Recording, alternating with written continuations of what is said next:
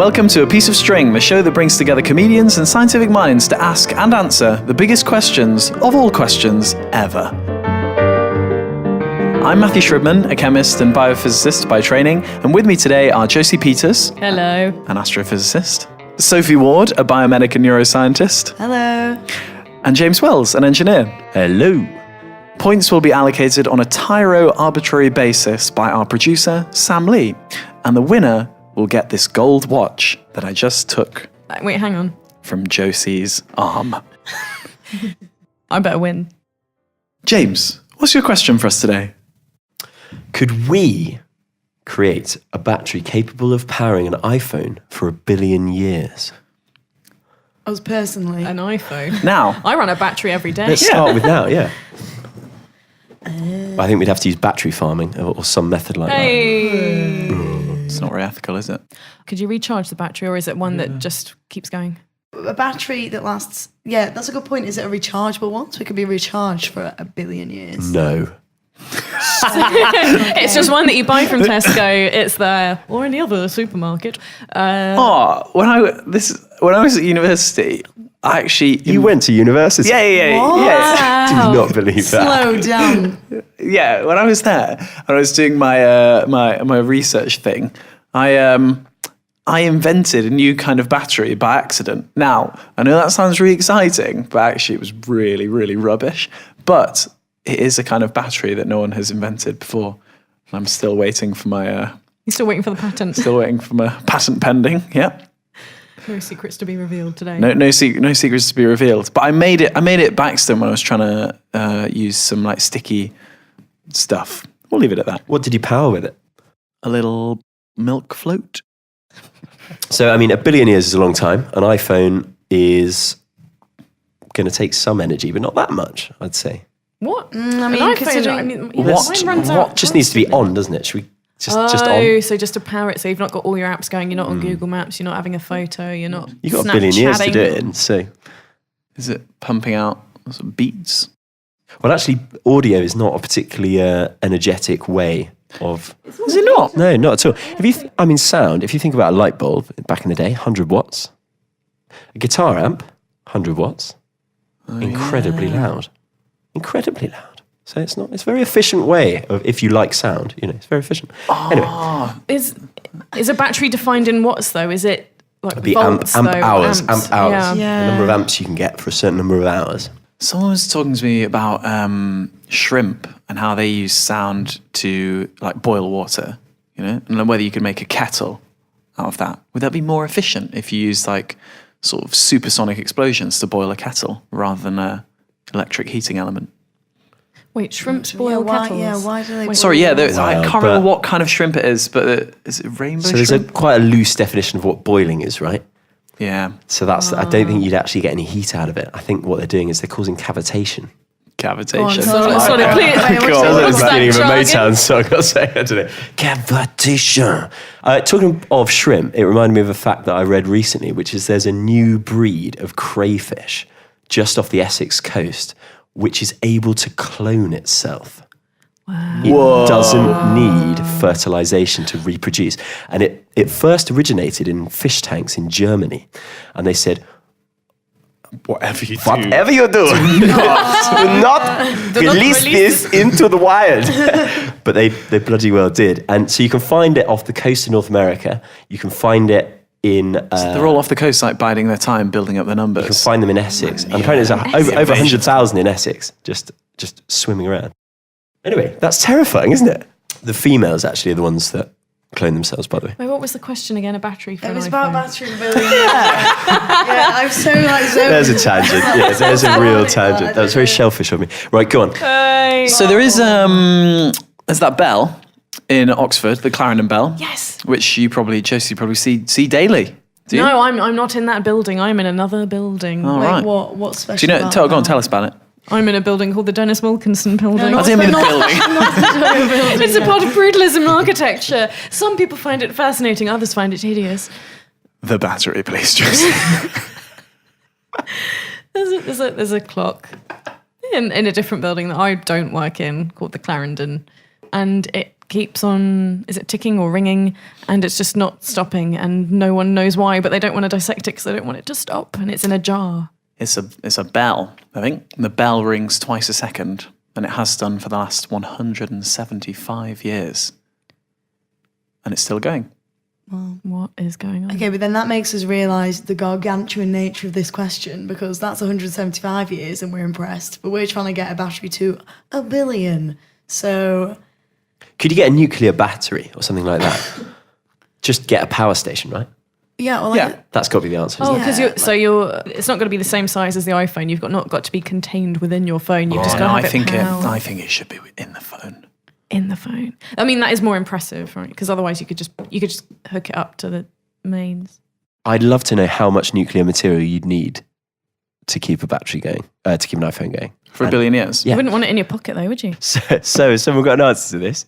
So you could power a phone for 10 years with like 4 milligrams of uranium, 4 milligrams. which is obviously like a bit of dust almost. And you could get a year of power with like 120 grams of coal. Okay, so I think we should go for the uranium option. So uranium's like way better.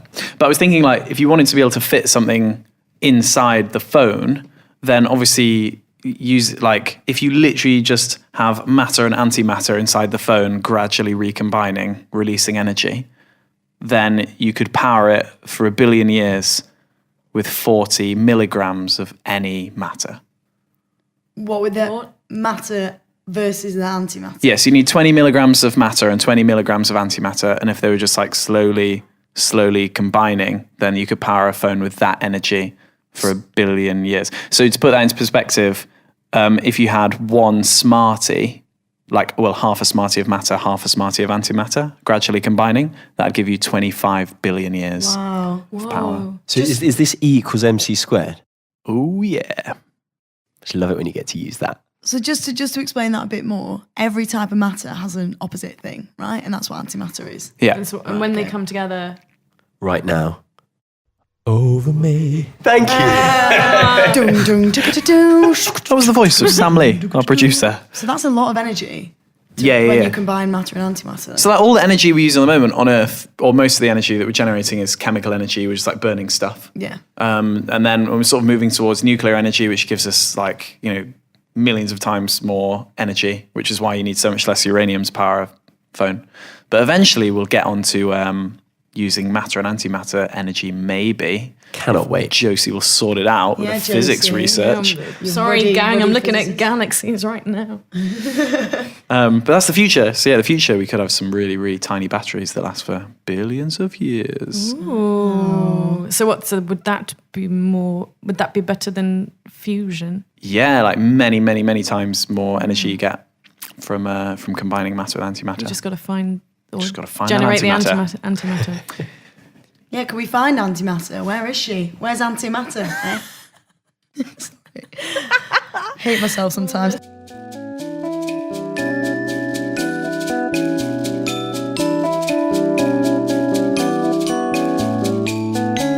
Okay, so I've got a question.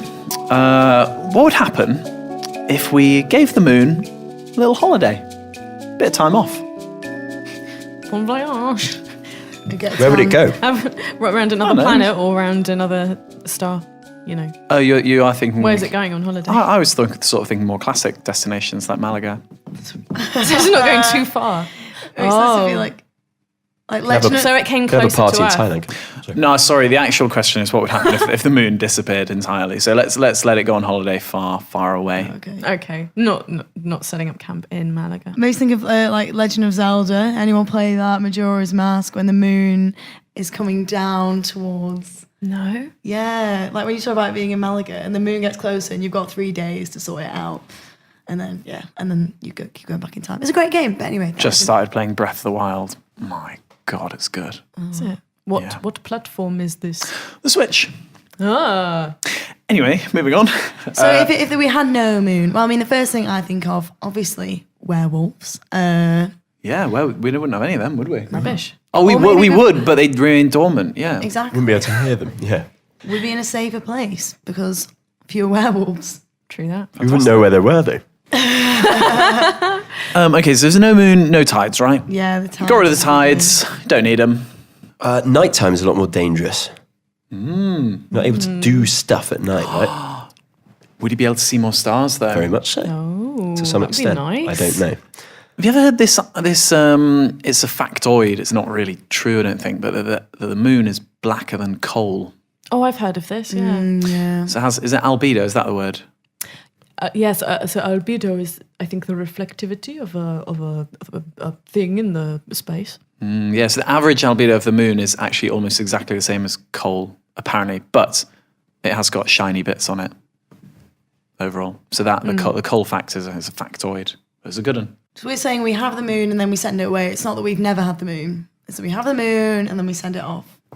Conspiracy theories would be reduced. What are Because they? there would be no moon landings, right? It definitely was fate. Because there ain't no bloody moon there anyway. What would you call it when you flashed your bum? Because you couldn't call it mooning because it wouldn't have been a thing. Is that because your bum looks like the moon? Yes, obviously. Does your bum not look like the moon? No. Oh, My mine's bum- full of craters. Don't say that. Full of craters. What else would happen if we didn't have the moon? What? Okay, well, I think we're ignoring the tide because the tides thing is huge and we just kind of brushed under that, like, yeah, no tides. As if, like, No more surfing. So what would be all the effects of there being no tides? Would the sea always be high? Would it always be low? Or would it always be exactly in the middle of just what be the in the highest and middle. lowest tides You'd are? still have Do a. you reckon you would not have evolved? Do you reckon we would not have evolved? The idea But that you are an animal and you're changing from land to sea, you're on the edge. You're suddenly put in this position. Chet, I need some legs. But No? it's a Yeah, question good not that thinking. we've had the Maybe moon not. up till now, and then the moon goes off next week. So we've had the moon, and then the moon then disappears. It'd be a lot more momentous, wouldn't it, if it suddenly disappeared? Like that would be on the news. At least. think I'd read about it. Yeah. Would you notice it before it was on the news? That's an interesting thing. We'd all be heavier when it's not above us and lighter when it's on the other side of the earth. Yeah. Which would be all right, wouldn't it? Explain that. Well, because the moon has its own little bit of gravity, so when it's above us, it's sort of dragging us up. And I thought I'd lost loads of weight recently. I noticed you there. has anyone researched an answer for this? I'm going to give us this in a bullet point style because there are quite a few different things going on, and we've already mentioned quite a few of them. One, that no one remembered, no eclipses. What? That's a shame. Two, yes, a darker night sky all the time, but more like when you got a new moon, because that's like a dark moon. Number three, a wobbly earth. Number four, no protection from asteroids and meteorites. Number five, Whoa. tides that. would be smaller. What's the protection from asteroids and meteorites? Well, we mentioned that the moon is covered in craters. Oh, yeah. The moon has absorbed lots of impact of naughty beings in space. Oh, you've been a very bad asteroid, haven't you? that have come. I love the idea of like on Santa's naughty and nice list, like on his naughty list, it's just like asteroid B6491, comet 42, like all those little naughty beings. But could it have diverted asteroids towards us, presumably, as well? I think it's got a vicious side too. I mean, it does a lot. It's got a dark side for sure. All right, and my last bullet point is the length of a day would no longer change. Are you talking about the equation of time? I'm talking about the rotation of the Earth. So Oh, yeah. back in the day, when the moon was closer, you have like the special system that is the Earth and the moon. And there's, if we want to get fancy, angular momentum. Imagine a ballerina with her arms stretched out, no, an ice skater even, and when she draws them in, she goes faster. So when she's going faster, that's like the moon being close up, and the Earth spinning faster. And then gradually over time, this thing called angular momentum is conserved, but there's bits that go on and the moon gets further away and the Earth rotates more slowly. So a day is getting longer by 23 microseconds each year. Because I heard this was almost entirely down to friction of the water in the tides as well. So that's where some of the energy Is that gets lost as some well. of it, only some of it, I Yeah. see, yeah. But so we did mention the tides. So the tides would be smaller, but there wouldn't be no tides entirely because the sun also creates some tides on the Earth, but it'd be about a third the size, so a lot smaller. And we'd have a wobbly Earth because, so our seasons would go completely bonkers or not bonkers at all because the Earth is at a tilt of about 23 degrees. And that's because the moon is stabilizing the Earth. So without the moon being there, our Earth could tilt all the way on its side. So we have really crazy, absolutely mental seasons where it's like super hot and super, super cold instead of being a little tilt. Or it could tilt back the other way, that we have no seasons at all. So that the Earth was perfectly straight upright. Whoa. Quick thing, the moon used to be much closer to the Earth then? Yes. Wow. So the days back then would be sort of 6 to 10 hours long instead of 24. Used to be a toll bridge. Pardon? There used to be a toll bridge over to the moon. Oh, because it was so close. Yeah. Oh, I get your joke now. And now for the mystery midsection. Just before we started the show, I gave everyone the following question. How do fighting matter what? Can you give me the... Let me just get that up on Google Dictionary. Matabili. How do fighting Matabili. ants, 2 centimeters in length and found in sub-Saharan Africa, improve the survival rate of their species? And then I asked everyone to write down a fictional but reasonable sounding answer. I will now read out all of those answers with the real answer mixed in. Everyone will then get their chance to decide which answer they think is right. So the answers are: the fighting Matabili ant improves its survival rate by digging into the ground and storing food for their safekeeping. The fighting Matabili ant improves its survival rate by picking up the wounded from the battlefield, taking them back to a safe location, and nursing them back to good health. Fighting Matabili ants are able to join together into a large unit, like a transformer, able to overcome their adversaries by firing rockets made of ants. The fighting Matabili ant excretes a poisonous substance onto toxic leaves to prevent other ants from eating them. The fighting Matabili ant improves its survival rate by using leaves they have cut to size as camouflage. It's nice when you look after your wounded, isn't it? Yeah. I agree. Florence Nightingale. It's nicer to be a transformer who shoots rocket ants. That is such a great idea. I love that one. I feel like that might be true. still have to. I've already been out. Wait, no, my go, I've not done it yet. Whee! Would it be a fun thing or a nasty thing? Oh, this is all right, actually. I think it's probably that one, guys. Sorry, what? Sorry, what? Oh, I mean, they all sound convincing to me. Like, It's actually a really good bunch of answers, isn't it? like digging into the ground and keeping your food there, that's like plausible. Camouflage sounds plausible. I even think the rocket ant sounds plausible as well. I can't remember what the others were. So, there's this badger in America that buries its food, but it like monopolizes the most enormous, like ridiculously enormous food sources. For example, like dead cows have been known to disappear overnight just from the fields, and the farmers, try and figure out what's gone on. And so they've set up cameras and they found that badgers will sort of dig repeated tunnels underneath the cow and then collapse the tunnels so the cow falls into a pit that it's dug underneath, like and a booby trap. then cover the cow back over so that only it can eat the cow like for the next few months. Golly. That's so That's forward smart. planning. Wait, and the cow is reliably in one place for a while. I mean, the cow's dead. So Oh, the cow's already dead. yeah. So I'm a little suspicious about the toxic leaves answer, because if they put poison onto leaves that are already toxic, Does seem a bit strange, doesn't it? how are they? I believe whoever's written that answer in might mean that they destroy the leaves with their poisonous substance so that other ants don't have to eat them, which I think sounds very sensible and makes perfect sense. Okay, right. I think I'll go for that one then. Not. I would like to go for the one with picking up the wounded, because I think that's nice. And if someone wrote that as a fake answer, I'll be really disappointed. That's a really boring fake answer. Disappointed at how nice we are. I'm going to go for the Transformer one because I like the idea that the ants are fun. We've got the ants are boring, the ants are fun. I'd also rather have fun ants than boring ants, so I'm going to go for the Transformer one as well. Wow. I'm going to go for the camouflage one, I think. James, you know the answer. So, Is that the real one? So the actual answer is that they pick up their wounded and take them back to a base. And there are some theories to say that they produce a antibiotic, but it's yet to be tested completely, sort of conclusively. But they think they recover incredibly well other than just being left, to be picked up by other predators. It's And incredible. ants. Absolutely incredible. And abiotic.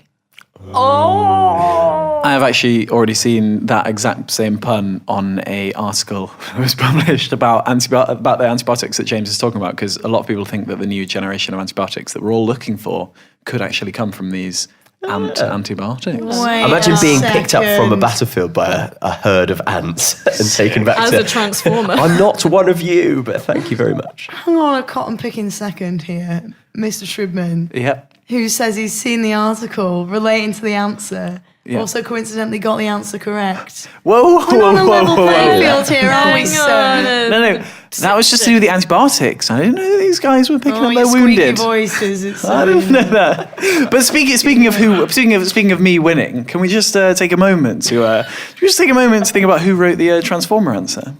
Oh, Because that was me too. Outrageous.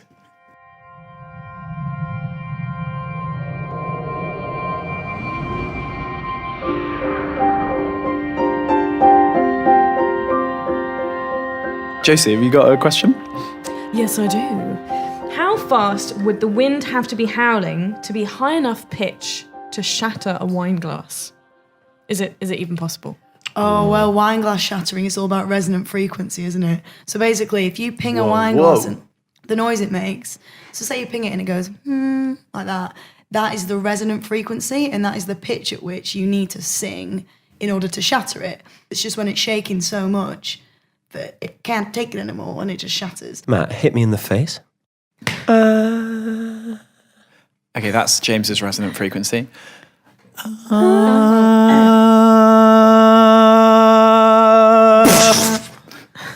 Great.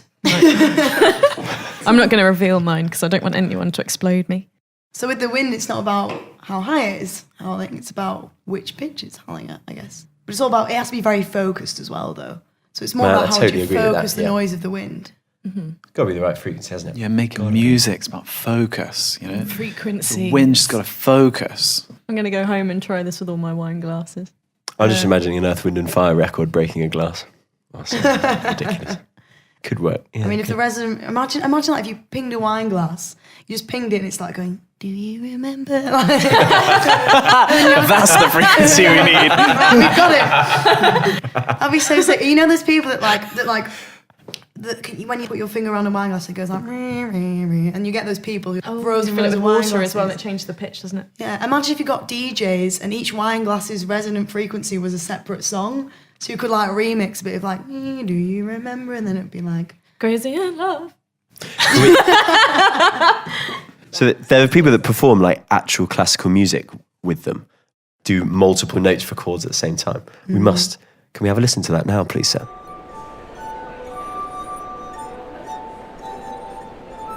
It's very beautiful, isn't it? Lovely sound. Lovely. yeah. Have you heard about this? Sorry, it's a little bit unrelated, but in terms of like glass vibrating, if you've got single glazed windows, then you can fire a laser beam at the window and then collect the reflection, and you can then decode the reflected laser beam to see what the people inside the room are talking about. Because the glass gently vibrates with how people are talking, and so you can Brilliant. decode it from that's many amazing. miles away.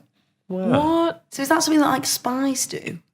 But you've got to have single glazing. Do they not You live just in an older see house. the laser? We're surrounded by single glazing. Someone might hear what we're saying. Oh my gosh, all of our genius thoughts are going to get stolen by somebody sneaking around outside. With lasers. Is that what those kids that shine lasers at airplanes are actually trying to do? You just want to hear what just people wanna are hear. talking about. Just want to hear the captain so bad. So does someone have a answer for this one? I've got a little bit of an answer to it. Yeah, absolutely right. Absolutely right with the explanation. But of course, so resonant frequency. Often with wine glasses, the resonant frequency will be in the audible range. So you're probably talking about 1,000 hertz or something like that, 400 hertz, somewhere around there.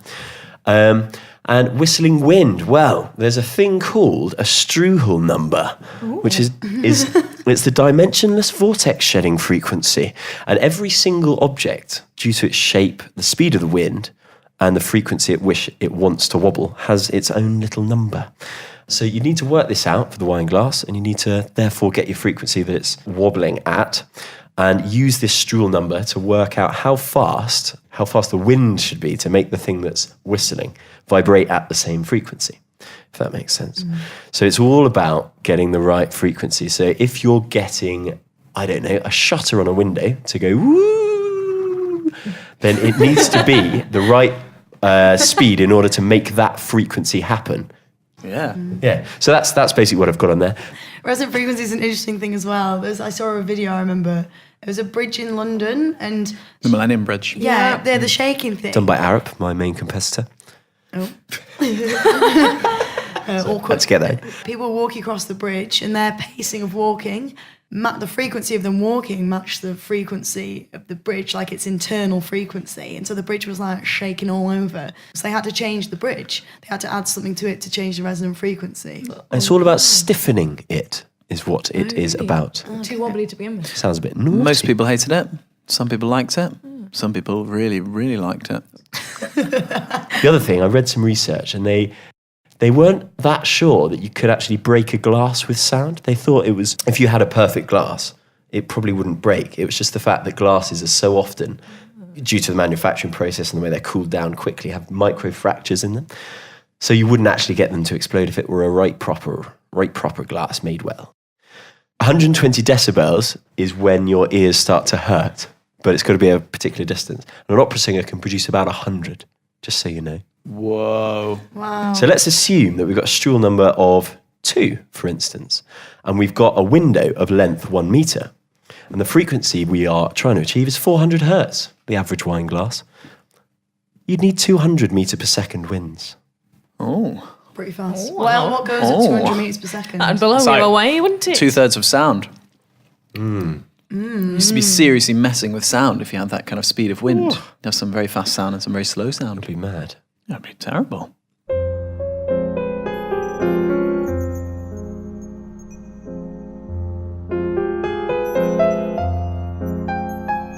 Sophie, have you got a question? I do have a question. My question is, if light and sound swapped, what would our world be like?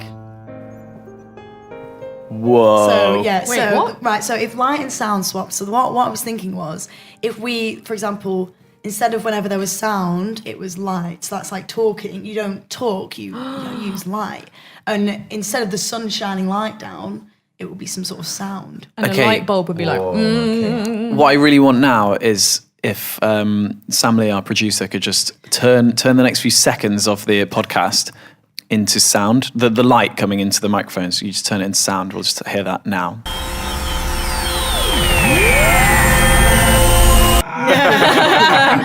That sounds beautiful.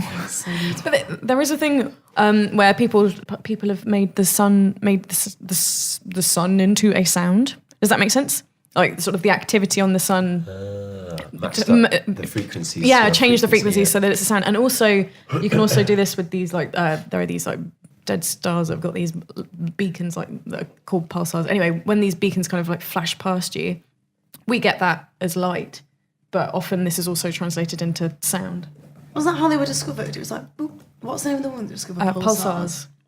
So would our ears hear or see?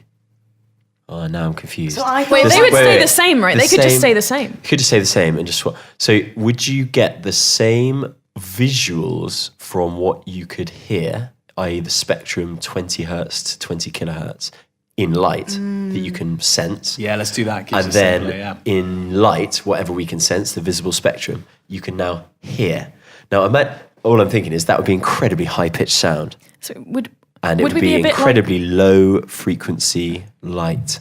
would we be a bit like bats? Would we be having to walk around using sort of radar to find our way instead of using echolocation, that's Yeah. what I was Yeah. thinking, yeah. I think you'd be watching humans just like walking around screaming.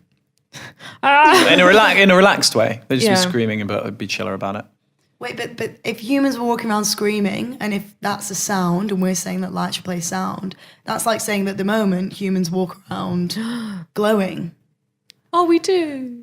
We're reflecting light. I guess we reflect light, yeah, that's true. So the sun would be giving off sound instead of light, and just as we now reflect light, we'd instead be reflecting sound. What genre of music do you reckon the sun's sound would belong to? Do you think it'd be jazz? No. No? Reggae? Either way, it'd be. It would be out of date, wouldn't it? Because that's Yes.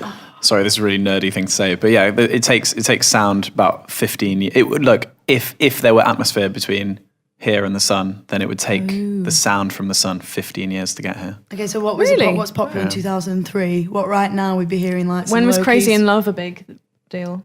Ignition, amazing. Oh no, Evanescence, Bring Me to Life. Oh. Black Eyed Peas, Where Is the Love? Producer Sam Lee, what music was going on in 2003? I think Crazy in Love was 2003, actually. I have a knack for time. Like you can ask me something and I'll be able to date something without really thinking about it. Or you'd be like, oh, what time is it, Josie? And I'll probably get it right to within about 15 minutes. Nice. But with hours of not having looked at a watch. So I looked up a little answer for this. Well, I say I looked it up. I mean, I wasn't really. I just made it up. Just made an answer up. You listen to it. So yeah, obviously our eyes pinpoint light like very accurately to certain points, whereas our ears don't really do this with sound. We just hear stuff coming from every direction. So that would mean that, you know, if our ears had that kind of sensitivity to light without having any kind of direction, it would be really difficult to figure out where stuff was coming from. So we'd have to use sound to pinpoint where stuff was coming from. So I think we probably would do the whole bat thing. We would walk around making loud sounds. Also, the other thing is that light is almost always like continuous. It's like going on all the time, whereas sound is transient and just stops and starts. So that would make light even more annoying if we're now hearing it as a sound, because it would just be constant and we wouldn't know where it's coming from. Yeah, like they say if you could hear the sun, then it would be like a chainsaw in your ears, like 24/7, day and night. You would be able to hear it that loud. Not like Beyonce at all. Not like Beyonce at all. And imagine driving. Like you'd be listening for the sound of cars getting closer, because the sound is the only thing you'd be able to have accurately. Sorry, well that would be lights transformed into sound. And then you get like tiny pitch change of the sound that you were hearing when you got to traffic lights, and you'd be like, yeah, I think that's green. And then you just go for it. It'd be very risky. Traffic lights would be a risky part of switching light with sound. But yeah, I think we probably cope by putting earplugs in and constantly screeching. But this reminded me actually of a device that I saw tested out at the Science Museum once, where it was for people who were blind but still had good hearing, and it was a device that attached to near their ears and created vibrations in their skull. And there was a camera on the front that transformed the light into sound. And so if things were close to them, then the sound would be louder. And they could look left and right, and that would change the sound that they heard. And it would also give them a pitch. So low-hanging objects below them would be low-pitched, and objects above them would be high-pitched. And it was amazing, honestly amazing how intuitive it was to use. What did you use it? Yeah, give it a go. You just close your eyes and use it, and it's amazing how quickly you can learn to navigate with it. Well, that's the thing. Like, so your brain is so plastic, right? So I've seen some things where they get people to wear special mirror glasses for like a week or 2 weeks, where they flip your entire world upside down, and your brain gradually adapts and makes it so that you can then walk around and not bump into things. So maybe would there be a way that your brain would just adapt so it wouldn't be overbearing? You wouldn't need the earplugs and. The amazing thing about those glasses, if you keep them on for long enough, then you take them off, and the whole world is just upside down. And you have to wait for your brain to adapt again to turn all right up. Fresh Prince of Bel-Air style. Is that on Fresh? No, well, his whole world got flipped upside down. Oh. James, have you got something else you wanted to add to that? Because you're sort of furiously Googling. No.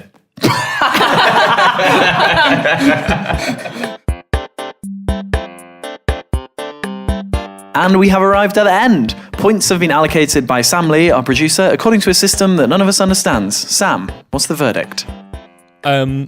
Well, Sophie, 14.